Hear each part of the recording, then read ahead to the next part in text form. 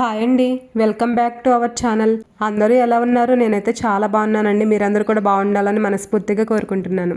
ఇది వచ్చేసి last Saturday log. ఆషాఢం బుధవారంతో అయిపోయింది కదా, ఇంకా గురువారం నుంచి అయితే శ్రావణ మాసం స్టార్ట్ అయింది. నేను ప్రతి నెల అమావాస్య అయిపోయిన తర్వాత దేవుడి మందిరం ఇంకా దేవుడి ఫొటోస్ అంతా శుభ్రంగా క్లీన్ చేసుకుంటాను. కానీ ఈ థర్స్డేకి నాకు పీరియడ్స్ వచ్చి 5th డే అవడం వల్ల నేనైతే ఆ రోజు దేవుడి ఫొటోస్ క్లీన్ చేయలేదు. ఎవ్రీ మంత్ పీరియడ్స్ వచ్చిన తర్వాత 5th డే అలాగే ఇల్లంతా డీప్ క్లీన్ చేసి ఇంకా నెక్స్ట్ డే అయితే పూజ మందిరం క్లీన్ చేస్తాను. కానీ నెక్స్ట్ డే ఫ్రైడే రావడం వల్ల ఇంకా ఆ రోజు కూడా నేనైతే పూజ మందిరం క్లీన్ చేయలేదండి. అందుకే ఇంకా సాటర్డే రోజు పూజ మందిరం క్లీన్ చేశాను. చాలా మంది 5th డే పూజ చేసుకోవచ్చు అని చెప్తారు, కానీ నాకైతే ఫస్ట్ నుంచి ఇలానే అలవాటు అండి. 5th డే ఇల్లంతా క్లీన్ చేసి ఇంకా నెక్స్ట్ డేనే పూజ చేస్తాను. సాటర్డే మార్నింగ్ లేచిన తర్వాత ఫస్ట్ అయితే ఇంట్లోపల ఇంకా బయట కూడా శుభ్రంగా ఊడ్చేసి తర్వాత మాప్ పెట్టి ఇంకా మా పాప స్కూల్కి వెళ్ళిన తర్వాత అయితే తలస్నానం చేసి వచ్చాను. పూజ చేసే రోజు నేను ఫస్ట్ ఖచ్చితంగా చేసే 2 పనులు ఏంటంటే, ఫస్ట్ అయితే తలస్నానం చేసి రాగానే దేవుడి గదిలో లైట్ వేసి దేవుడికి అయితే దండం పెట్టుకుంటానండి. ఇంకా తర్వాత టీవీలో దేవుడి సాంగ్స్ పెట్టి ఆ సాంగ్స్ వినుకుంటూ పూజ చేసుకుంటాను. ప్రతి నెల అమావాస్య అయిన తర్వాత పూజ మందిరాన్ని ఎలాగైతే క్లీన్ చేసుకుంటానో అలాగే తులసి కోటను కూడా క్లీన్ చేసుకుంటాను. ఫస్ట్ అయితే తులసమ్మ పైనుంచి నీళ్లు పోసి తర్వాత తులసి కోటను మొత్తం శుభ్రంగా కడుగుతాను.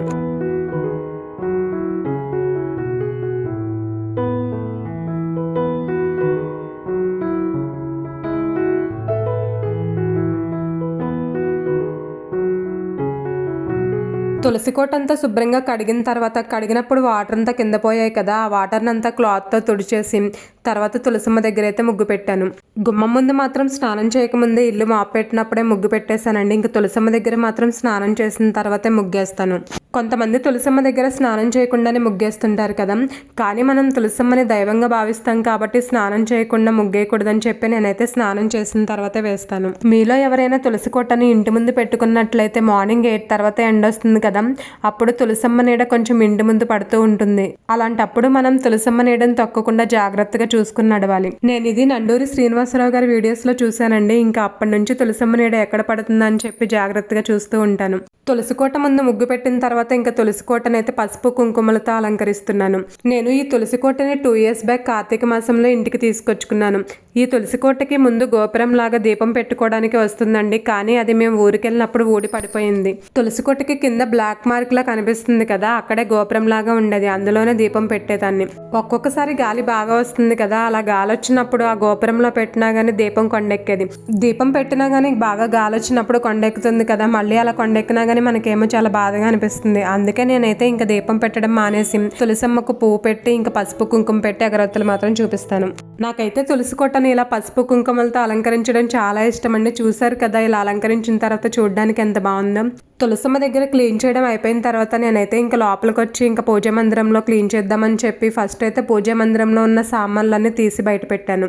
ఈ పూజా పీఠని నేను 2 years బ్యాక్ వినాయక చవితికి తీసుకున్నాను. అప్పుడు వినాయకుడి విగ్రహం పెడదామని చెప్పి తీసుకున్నానండి. ఇంకా వరలక్ష్మి వ్రతం అప్పుడు, వినాయక చవితి అప్పుడు ఇలాగేమైనా స్పెషల్ పూజలు చేసుకున్నప్పుడు ఆ పీఠంనే యూజ్ చేస్తాను నేను. శ్రావణ మాసంలో తాంబూలం తీసుకోవడానికి పిలుస్తారు కదా, అందరూ బ్లౌజ్ పీసెస్ అయితే ఖచ్చితంగా ఇస్తారు. అలా వచ్చిన బ్లౌజ్ పీసెస్ అయితే నా దగ్గర చాలా ఉన్నాయండి. వాటన్నింటినీ మనం కుట్టించుకోలేం కదా, అందుకే నేనైతే కొన్నిటిని దేవుడి దగ్గర యూజ్ చేస్తాను. దేవుడి ఫొటోస్ కింద పేపర్స్ ని కాకుండా నేనైతే ఈ బ్లౌజ్ పీసెస్ నే యూజ్ చేస్తాను. అలాగే దేవుడి ఫొటోస్ తుడవడానికి ఇంకా ఇలా పీఠము ఇంకా పూజ మందిరం ఉంటుంది కదా, వీటన్నింటినీ తుడవడానికి ఇలా బ్లౌజ్ పీసెస్ ని అయితే సపరేట్ గా పెట్టుకుంటాను.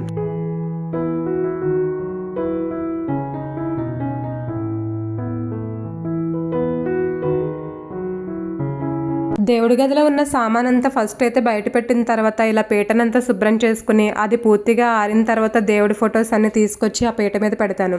మామూలుగా అయితే ఆ పీటను తుడిచిన తర్వాత అది ఆరిన తర్వాత దేవుడి గదిలోనే ఆ పీటను పెట్టి దానిపైన ఫొటోస్ పెట్టి ఇంకా అక్కడే కూర్చుని దేవుడి ఫొటోస్ అన్ని తుడిస్తాను. కానీ ఇప్పుడు వీడియో తీస్తున్నాను కదా, కుదరట్లేదని చెప్పి ఇంకా ఆ పీటను బయట పెట్టి ఇంకా ఫొటోస్ అయితే బయటకు తీసుకొచ్చాను.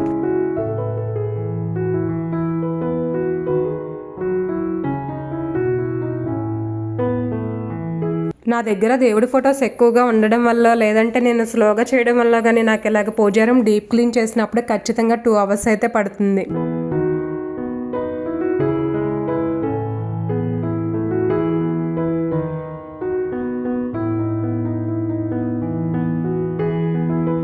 దేవుడి ఫొటోస్ అన్ని తీసి బయట పీట మీద పెట్టిన తర్వాత ఇంకా దేవుడి మందిరంలో క్లాత్ వేస్తానని చెప్పాను కదా, ఇంకా క్లాత్ అయితే తీస్తున్నాను. పూజ మందిరంలో చాలా మంది న్యూస్ పేపర్స్ వేస్తుంటారు కదా, అలా న్యూస్ పేపర్స్ వేసే కంటే ఇలా బ్లౌజ్ పీసెస్ వేస్తే మంచిది.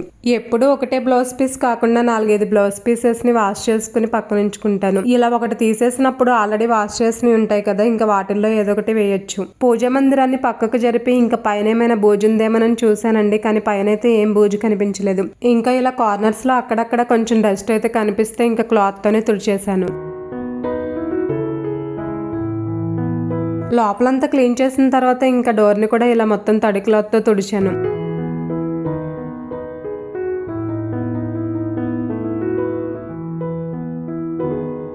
పూజా రూమ్ అంతా క్లీన్ చేయడం అయిపోయిన తర్వాత ఇంకా పూజ మందిరాన్ని క్లీన్ చేయడం కోసం గిన్నెలో కొంచెం వాటర్ పోసి అందులో పసుపు వేసి కలిపి క్లాత్ ముంచి ఇంకా పూజ మందిరాన్ని అయితే క్లీన్ చేస్తున్నాను. ఇలా పూజ మందిరాన్ని క్లీన్ చేసేటప్పుడు ఇంకా దేవుడి ఫొటోస్ తుడిచేటప్పుడు ప్లెయిన్ వాటర్తో కాకుండా అందులో కొంచెం పసుపు కానీ గంగాజలం కానీ వేసి క్లీన్ చేసుకోవాలి.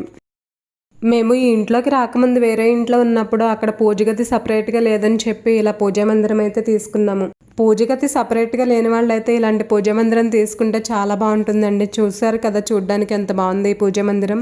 ఈ పూజ గదిలో దేవుడి ఫొటోస్ పెట్టుకోవడానికి చిన్న దిమ్మలాగైతే ఇచ్చారండి. నేనైతే స్టార్టింగ్ వచ్చినప్పుడు అక్కడే పెట్టేదాన్ని దేవుడి ఫొటోస్. అప్పుడు ఈ పూజ మందిరాన్ని బయట పెట్టేవాళ్ళమండి. ఇంకా అదంతా డస్ట్ పట్టేస్తుందని చెప్పి ఇంకా మళ్ళీ మొత్తం ఒకసారి క్లీన్ చేసి ఇంకా ఈ మందిరంలోనే దేవుడి ఫొటోస్ అయితే పెట్టాను. ఈ పూజ మందిరంలో దేవుడి ఫొటోస్ పెట్టుకోవడానికే కాకుండా ఇంకా కింద షెల్ఫ్లో ఇచ్చారండి, అందులో నేనైతే పూజ సామాగ్రి అంతా పెట్టుకుంటాను.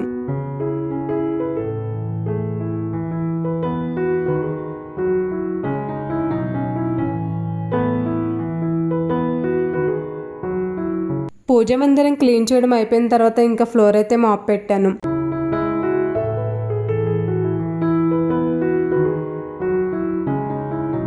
పూజ మందిరాన్ని తడి క్లాత్తో తుడిచాను కదా, ఇంకా తడిగా ఉంటుందని చెప్పి త్వరగా ఆరడం కోసం నేనైతే ఇక్కడ పూజ మందిరం డోర్స్ ఇంకా షెల్ఫ్ అయితే ఇలా బయటకు ఓపెన్ చేసి పెట్టాను.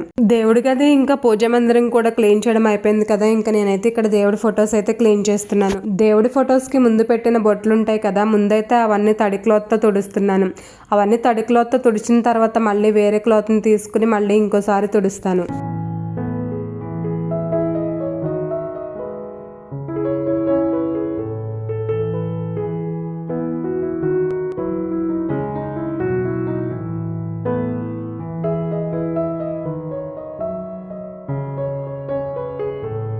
ఇలా దేవుడి ఫొటోస్ అన్నింటినీ ఒకసారి తడి క్లాత్తో తుడిచిన తర్వాత బౌల్లో కొంచెం వాటర్ పోసి అందులో కొంచెం గంగాజలం వేసి మిక్స్ చేసి ఇప్పుడు క్లాత్తో మళ్ళీ ఇంకోసారి దేవుడి ఫొటోస్ అన్నిటినీ తుడుస్తాను.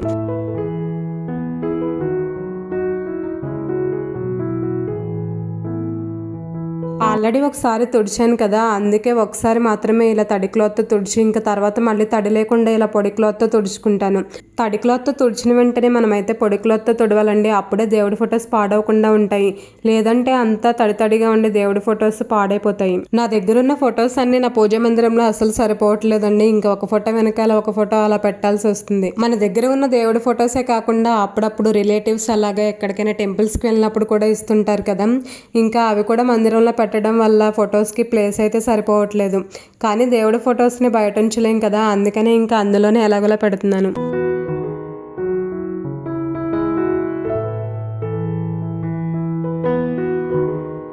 దేవుడి ఫొటోస్ అన్నింటినీ క్లాత్తో నీట్గా తుడిచిన తర్వాత ఇంకా అన్ని ఫొటోస్ని ఇలా పూజ మందిరంలోకి తీసుకొచ్చి పెట్టాను. ఇంకా ఇక్కడ పెట్టడం వల్ల నేను బొట్లు పెట్టిన తర్వాత ఇంకా డైరెక్ట్గా మందిరంలో పెట్టొచ్చు కదా, అందుకే. దేవుడి ఫొటోస్కి బొట్లు పెట్టేటప్పుడు ముందు గంధం బొట్టు పెడతాం కదా, నేనైతే గంధం పౌడర్లో కొంచెం పచ్చికర్పూరం ఇంకా కొంచెం జవ్వాది పౌడర్ వేసి అందులో గంగాజలం పోసి ఇలా ఫింగర్తో మంచిగా మిక్స్ చేసి తర్వాత గంధం బొట్లు పెడతాను. ఇలా గంధం పౌడర్లో పచ్చికర్పూరం ఇంకా జవ్వాది పౌడర్ యాడ్ చేయడం వల్ల మనం దేవుడి గదిలోకి వెళ్ళగానే దేవుడి గది అంతా మంచి స్మెల్ వస్తుంది.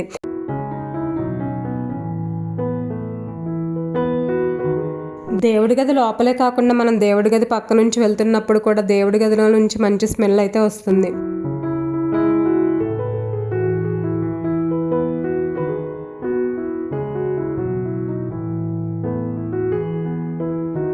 నేనైతే ఇలా పూజ రూమ్ క్లీన్ చేసుకోవాలనుకున్నప్పుడు మాత్రం మా పాప స్కూల్కి వెళ్ళిన తర్వాత స్టార్ట్ చేస్తాను. పిల్లలకి మార్నింగ్ లంచ్ బాక్స్ పెట్టకముందు ఈ పనులన్నీ చేయాలంటే మనకు అసలు టైం సరిపోదు. అంతేకాకుండా ఇంత ప్రశాంతంగా ఇంకా ఇంత నీట్గా కూడా మనం క్లీన్ చేయలేము అప్పుడైతే.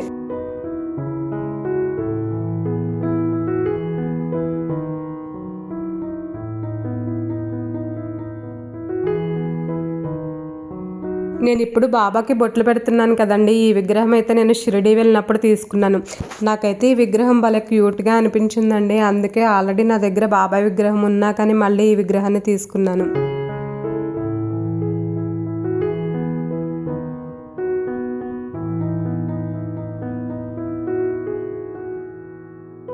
నా దగ్గర దేవుడి ఫొటోస్ ఎక్కువ ఉండడం వల్ల ఈ మందిరం అయితే సరిపోవట్లేదండి. అందుకే కొన్ని ఫొటోస్ అయితే నేను ఇలాగ అడ్జస్ట్ చేసి పెట్టాను. మా పాప స్కూల్కి 8కి వెళ్ళిందండి. తన స్కూల్కి వెళ్ళిన తర్వాత ఇంకా నేను ఇల్లంతా తుడిచి మాప్ పెట్టి ఇంకా తలస్నానం చేసి వచ్చేసరికి 9 అయితే అయ్యింది. 9కి స్టార్ట్ చేస్తే పూజ రూమ్ అంతా క్లీన్ చేసి పూజ చేసుకునేసరికి నాకైతే టైం 11 అయ్యింది.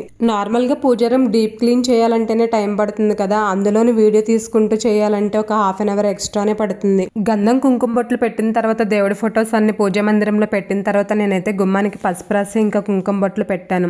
దేవుడి గది గుమ్మానికి మాత్రం పసుపు రాసి కుంకుమ బొట్లు పెట్టి ఇంకా తర్వాత మెయిన్ డోర్ గుమ్మం ఉంటుంది కదా, అదైతే పూజ అంతా అయిపోయిన తర్వాత పసుపు రాసి కుంకుమ బొట్లు పెట్టాను. ఇంతటితో పూజ రూమ్ డీప్ క్లీనింగ్ అయితే అయిపోయిందండి. ఇంకా ఆ రోజు సాటర్డే అని చెప్పాను కదా, ఇంకా పూజ చేసుకుందామని చెప్పి మా హస్బెండ్ ని ఫ్లవర్స్ తీసుకురమ్మంటే ఆయన అయితే ఫ్లవర్స్ తీసుకొచ్చారు. ఓన్ హౌస్ ఉన్న వాళ్ళైతే ఇంటి దగ్గర రకరకాల పూల మొక్కలు పెంచుకుని ఇంకా పూలతో దేవుడికి అయితే పూజ చేసుకోవచ్చు. కానీ రెంటెడ్ హౌసెస్ లో ఉండే వాళ్ళైతే ఎప్పుడు ఇల్లు షిఫ్ట్ అవుతారో తెలియదు కాబట్టి ఇంకా వాళ్ళకైతే అవకాశం ఉండదు. థర్స్డే, ఫ్రైడే, సాటర్డే అయితే మా హస్బెండ్ని పువ్వులు తీసుకురమ్మని చెప్పి దేవుడి ఫొటోస్కి పూలు పెట్టి పూజ చేస్తానండి. కానీ మామూలు డేస్లో ఎప్పుడైనా పూజ చేయాలనుకుంటే దేవుడి దగ్గర అక్షింతలు వేసి పూజ చేసుకుంటాను. పూజ చేసిన తర్వాత దేవుడి మందిరం చూస్తుంటే 2 గంటల కష్టమంతా మర్చిపోవచ్చండి. చూసారు కదా దీపాలతో ఎంత బాగా మెరిసిపోతుందో.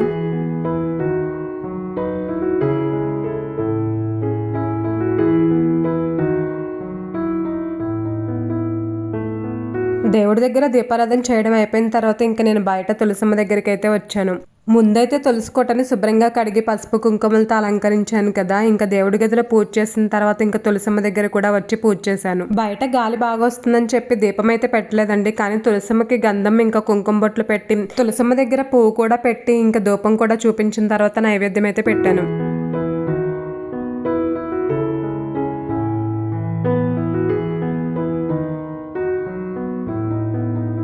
పూజ గది డీప్ క్లీనింగ్ వ్లాగ్ అయితే పూర్తిగా చూసారు కదండి. నేనైతే ప్రతి నెల అమావాస్య అయిన తర్వాత పూజ మందిరాన్ని ఇలాగే డీప్ క్లీన్ చేసుకుంటాను. ఇంకా ఇంతటితో పూజ రూమ్ డీప్ క్లీనింగ్ వ్లాగ్ అయితే కంప్లీట్ అయిపోయిందండి. మీరు కనుక ఫస్ట్ టైం నా ఛానల్ని చూస్తున్నట్లయితే ఈ వీడియోని లైక్ చేసి నా ఛానల్ని సబ్స్క్రైబ్ చేసుకోవడం మాత్రం మర్చిపోకండి.